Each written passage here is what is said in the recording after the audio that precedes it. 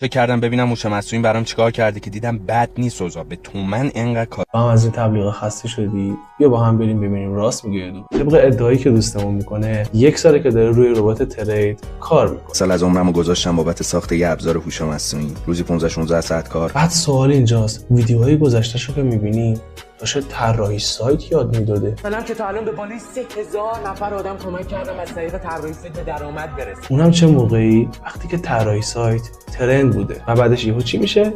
من متخصص هوش مصنوعی ام، میتونم ویدیو یاد بدم روزانه از این میسازم. میشه متخصص هوش مصنوعی. توی چه موقعی؟ وقتی که هوش مصنوعی ترند میشه. بعد توی ویدیوهای تازگیش هم میگه که گرفتم که آموزش نحوه استفاده از این هوش مصنوعی به صورت رایگان برگزار کنم. رایگان؟ یک پیش ثبت نام 500,000 تومانی انجام میدید، یعنی اشتراک 3 ماه 15,600 در 2 قسط تا 8 قسط اول الان، قسط دوم بعد از 60 روز. این اسمش رایگانه و خب طبق گفته خودت دوون مملکت با 1000 تا پارگی میره 5 تومن 10 تومن پول جمع میکنه که یه بیشرفی بیاد بهش بگه تو ترید میتونی یه شبه میلیاردر شی، اونم توهم این بره کل پولشو به چخ بده. یه بیشرف